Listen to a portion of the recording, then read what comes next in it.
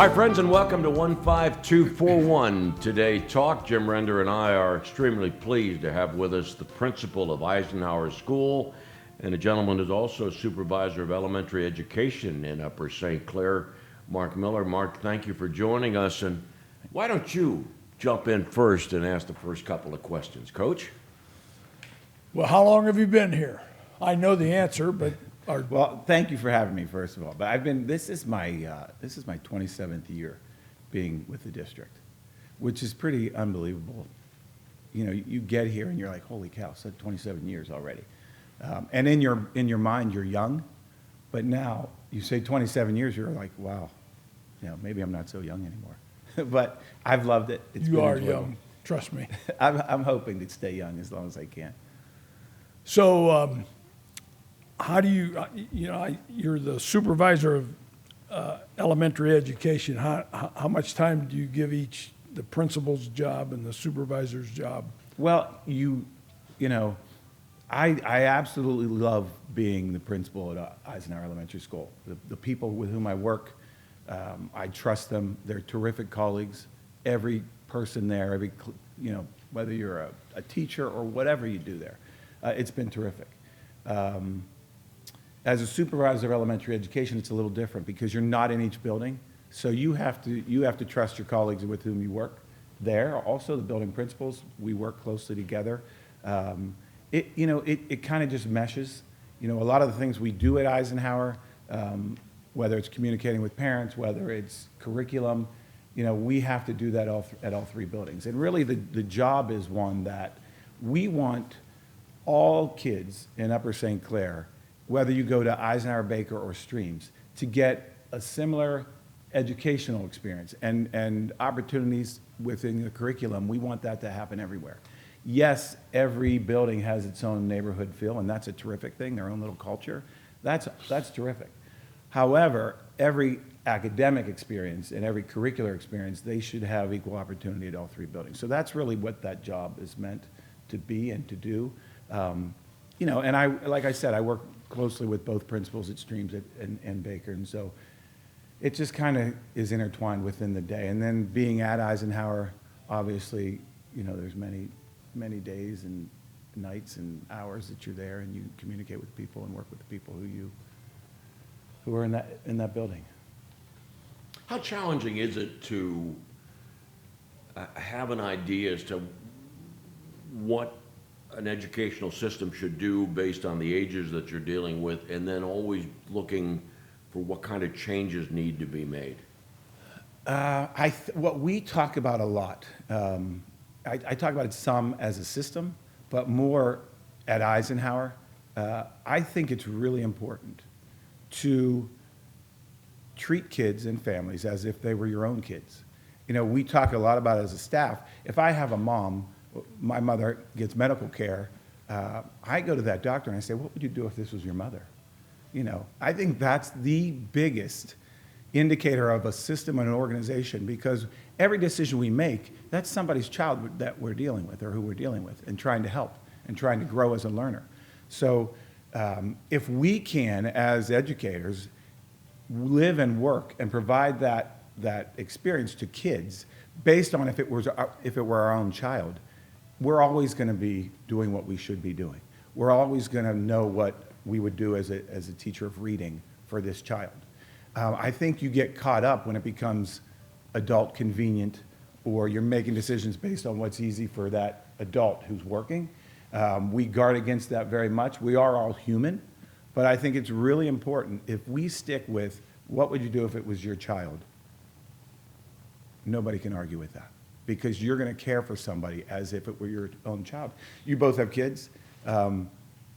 When someone asks you that question, you think about it in a much deeper way.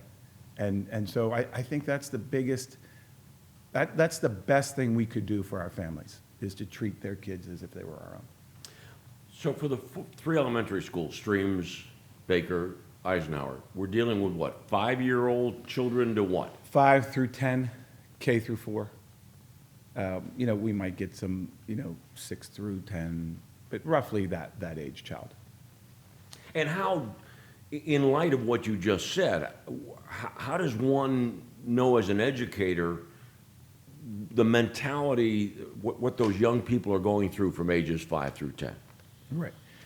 And so life changes, right? When we were 5 through 10, it was a whole different world. And so our teachers are in the same boat. You know, things are changing, but I think I think we have to be really good listeners. Excuse me, have to be really good listeners of kids. They will tell you what they need. They will tell you how they're feeling. Their parents will tell you how they're feeling. But in terms of education and reading and math and science and social studies, you know, you have to stay professionally developed. But really, again, it goes back to really knowing your client. And you have to talk to a 5-year-old. You have to talk to a 7-year-old. And you have to listen to them. And they know they're very smart kids. They're perceptive. They know if you're listening. We just talked about this a week ago at a staff meeting. They know when you're connecting with them and when you want to connect with them. And then they buy in, and then they want to be there, and they love school. They're there for 6 hours. They love school, and they want to learn. They cannot learn unless you connect with them. And that's really what we talk about. You're from Johnstown. You were saying earlier that it wasn't that you always decided that you wanted to be in education. Right. I went into business. That's what we did. That's what you did at that age, I guess. In Johnstown, we went into business. I got an accounting degree at Point Park. I went to Old Dominion first, left there, went to Point Park, played baseball at both of those schools. And then I worked at NASA at Goddard Space Flight Center in Greenbelt, Maryland. I was a program auditor for the Office of the Inspector General. And, you know, I did that for 3 years, and it wasn't that fulfilling. It was in science. I don't really love, you know, I didn't love going in and program auditing scientists, and they didn't want me there, and I really didn't have any interest in being there. So at that point, I was like, I don't want to do this. And I had played baseball, like I said, through college. I did camps with kids. I enjoyed working with kids.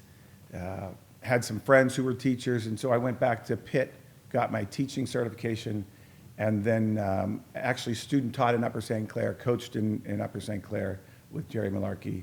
And I did that probably for 5 or 6 years at the varsity level with Alex Perinas as well. And then I got the principal's job. Bill Pope was the superintendent and gave me the principal's job in 2002. And I've been there ever since. So the Upper St. Clair School District's the only one you've ever worked at? It is the only one I've ever worked at. And I'm thankful for that. It is a terrific district. You know, we were talking before we started. What the district provides families and kids of those families, I think the biggest compliment is it is so student and family centered. And again, if you're a community member, that is, to me, that should be the biggest thing that you want from your community.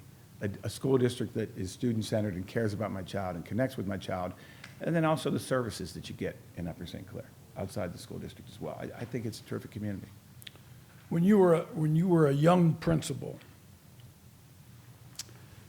and you got calls from parents that wanted to come in, and now you're a very experienced principal, and I'm assuming you still get calls where parents want to come in. We do. Has it changed much? It has changed. I get those type questions. Yeah, all the I know. It has changed. Without a doubt, it's changed. I think what hasn't changed is when you get that call, whether it was 20 years ago or today, the bottom line is you have someone on the other line who's an advocate for their child, and they're acting out of love and care for their child. So it might not be what you think is the right place, but we can agree that you want what's best for your child, and we want what's best for your child. We may not agree on what that is. So the starting point is the same. If your system, if your organization is a healthy one, that should be in a school district. That should be the starting point. You know, we're on the same page with a parent.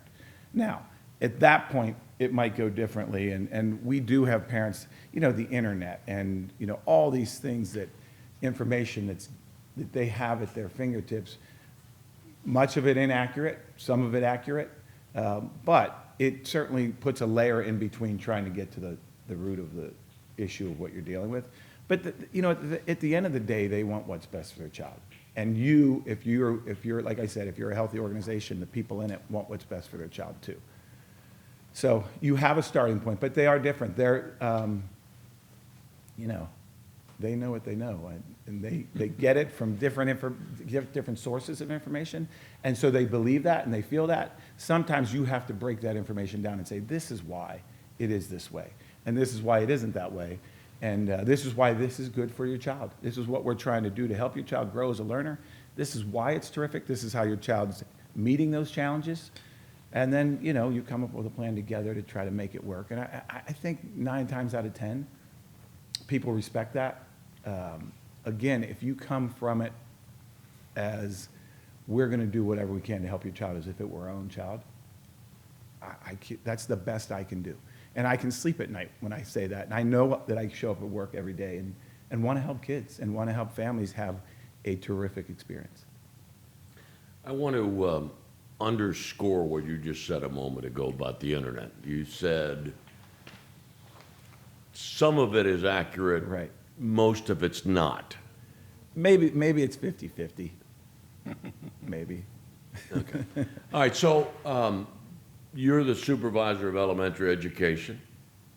Then here in Upper St. Clair, there's Fort Couch. Then there's Boyce. Then there's the high school. How challenging is it for you to be in concert, in step with the other individuals that are dictating what's going to be taught at those other levels? From the elementary standpoint, keeping the 3 buildings together it's been good, and we can do that because we have a pretty trusting relationship with the 3 building principals.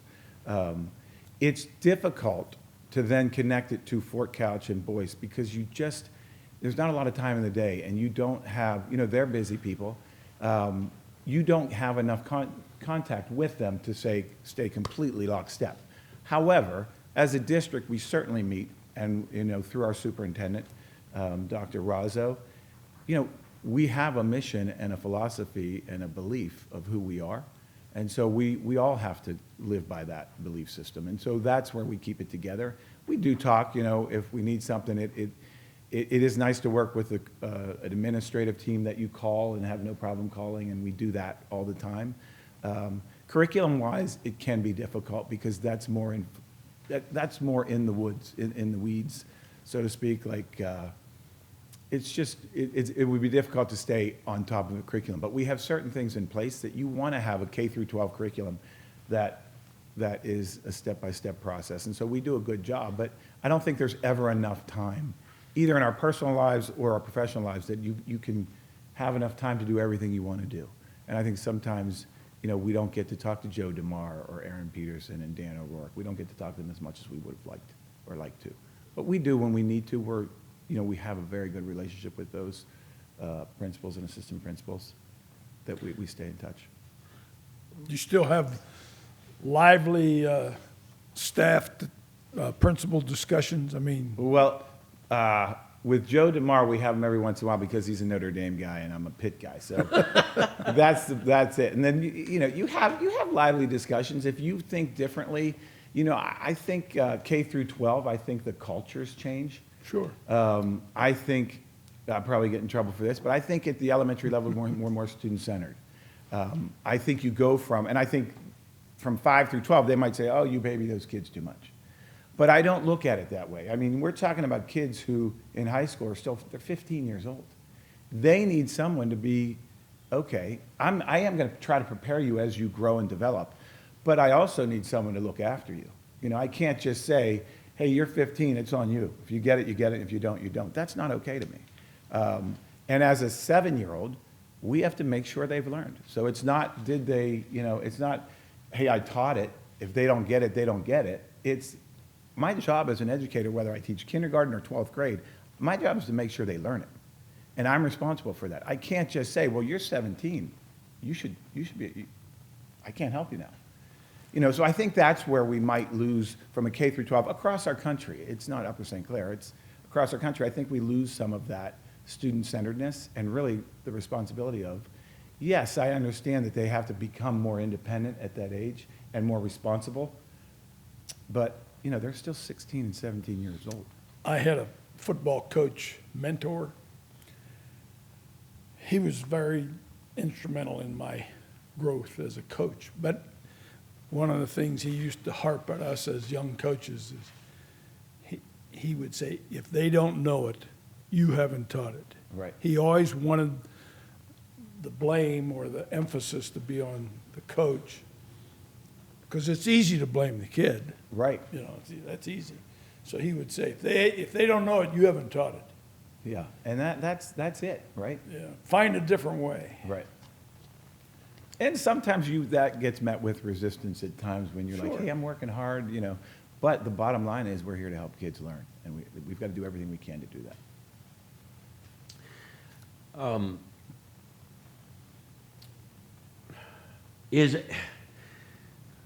Are the facts, the educational process, what needs to be learned about history and math and science, is it all the same now as it's always been, or is it this ever-changing philosophy that we need to teach new things in the... Yeah. I don't know that we need to teach new things. We need to teach kids how to think differently.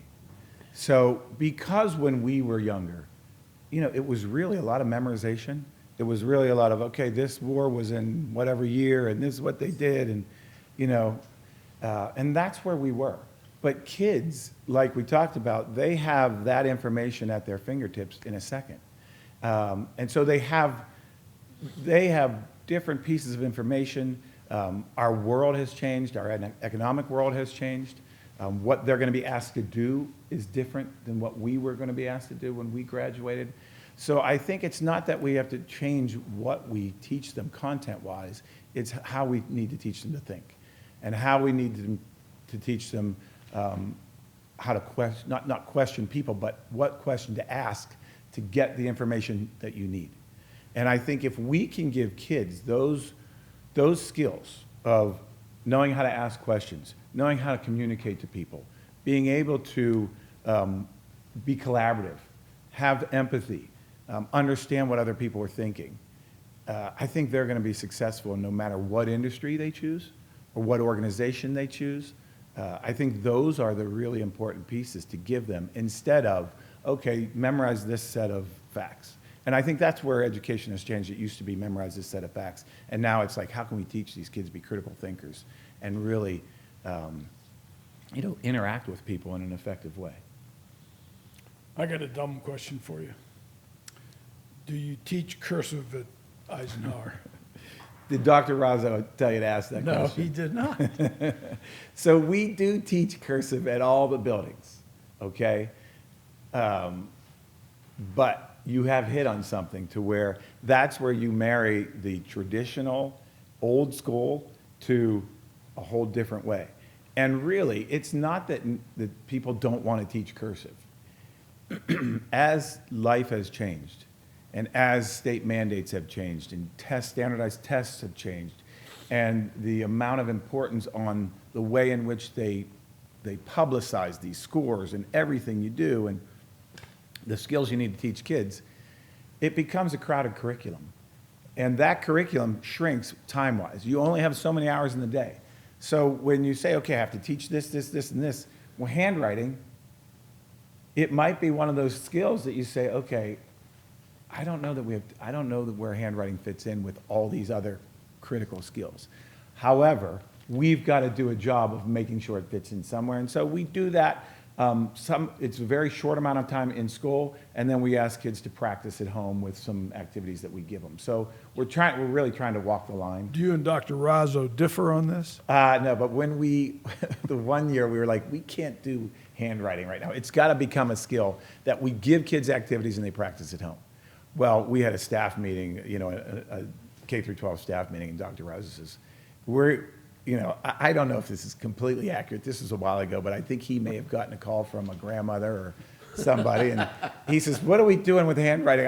I just got a call from so-and-so, and we're teaching handwriting. And the three principals and everybody in elementary were like, oh my gosh, you don't understand, But we do understand that we have to, it's a skill that it's still important, and people care about it. And so we're trying to walk that line on handwriting and things like that. Mark, understand that this coach that just asked you about cursive writing when he was coaching, he still used the T formation, okay? That was an unnecessary shot.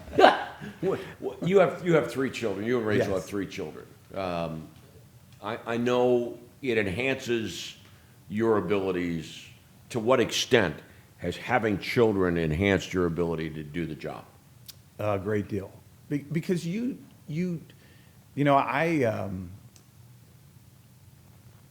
when I became principal, Sam, our oldest, he was born a year later, exactly a year later.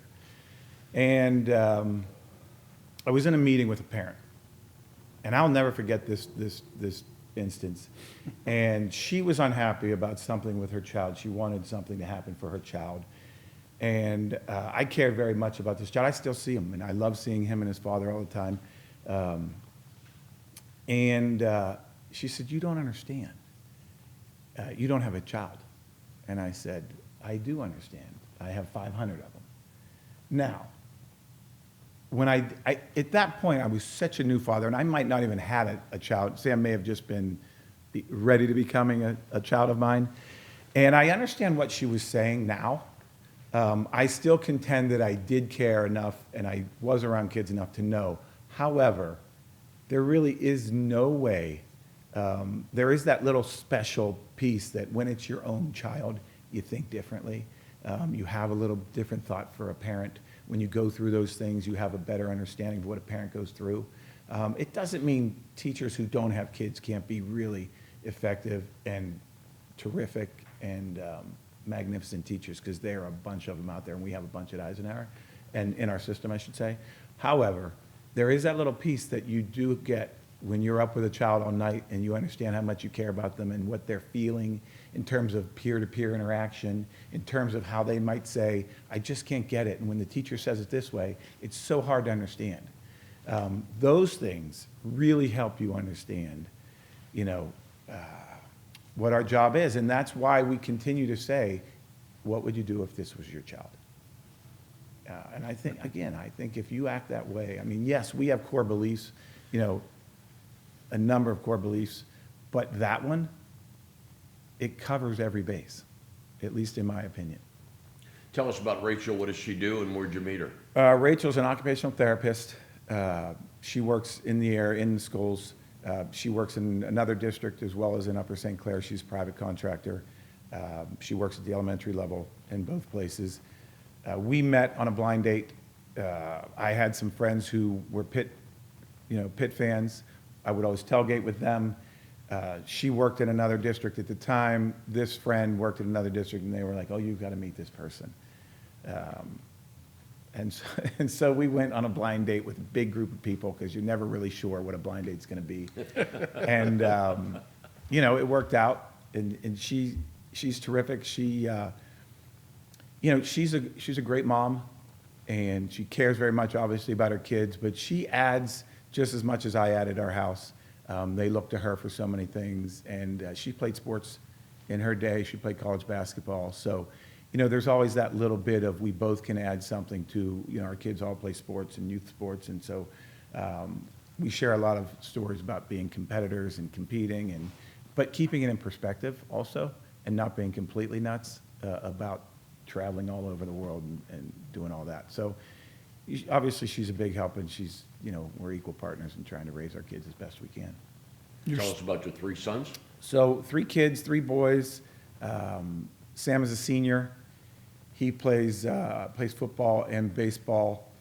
He's going to Columbia University in the fall to play baseball. Now though, I was talking to Coach, and Friday nights are so terrific in Western Pennsylvania for football. He loves football, so now he's like, well, maybe I want to play football too. So, but then on Saturday morning when he's banged up and it's a struggle, he's like, yeah, baseball is terrific. But nothing takes the place of a Friday night football game in Western Pennsylvania. Nathan is a sophomore. He plays basketball. And I think basketball is probably his biggest love. But he plays football this year as well, and he's gotten in some varsity games. There was we almost had a Sam Miller to Nathan Miller touchdown pass, the first varsity game of the year, but we didn't connect on it. But so it's been, as a parent, it's been terrific to watch both of them play together. This past week, Nate got in the game, and I care very much about family, and I come from a large family, very close-knit. But I saw Sam and Nate high-five each other when he got in the game, and so that was really touching for me. And then Ben is a freshman. He's played all sports, but now he's found golf and loves golf. He played on the varsity team this year at Peters, and so he loves golf. And I'm glad he found something. And we talk about kids and taking care of kids. It's great when they do find a connection to peers and anything, a club, a sport. And he found that this year, and it's been a terrific year for him, just to feel connected. And again, if we can connect with kids, and kids can connect with their peers, that's an experience that it just enhances and really can make or break their experience.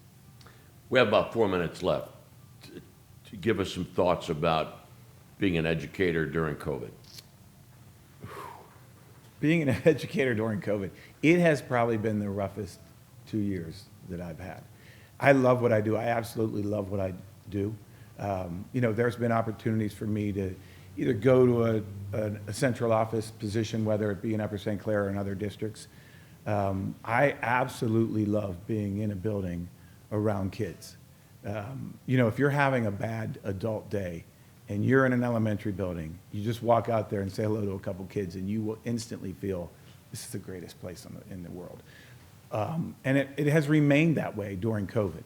However, it has been really tough because, the reality is we are more divided as a society because of it. There are so many things that we have to do, whether it's a state mandate or whether we think it's the right thing to do to keep kids safe and keep them in school. Those things aren't met with, everybody's not happy about all those things. And they want you to know that. And it's become tough. It's become tougher because people are more set in their belief system, and there's less ability to talk through that and find middle ground. And that is really difficult. And people believe what they believe. I think people are communicated to more often now, and specifically where they want to think, they get that information. And so they are dug in terms of their belief system. And so you could tell them, that's not accurate, that's not happening. They will not, that's been the toughest part for sure. That drives me crazy. Yeah. As a guy who lived through the polio years, Right. and essentially we beat polio because we took the polio vaccine from Jonas Salk. Right. And then flu shots. There was never a big clamor against flu shots. Why is there such a clamor against Right.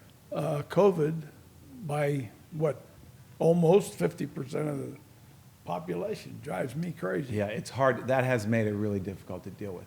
But, at the end of the day, we want to be a really healthy, terrific organization for kids and families. And we're still able to do that because we have really good people. From the first person to the last who walk through the doors, if you don't attract and retain the best and brightest people to your organization, you're not going to be effective. And Upper St. Clair has been blessed with really good people, and hopefully they feel supported by the administration. I know I care very much about the elementary staff across the board, but especially at Eisenhower. I've worked with them for so long. You have to get really good people, and you can get through anything together. And we have done that through these last 2 years, and we said this will either divide us or we're going to stay together and become even better when we get on the other side of it, and we're doing that, I think. Well, that is great stuff right there, that we thanks. can get through this, we stay Right. together. Yeah, for sure. But we have great people, we really do. Mark Miller, thank you very much for joining Jim and me. Mark Miller, the principal at Eisenhower and also supervisor of elementary education. Linda Dudzinski is our coordinating producer. Glenn Ward is our director. Thank you for watching.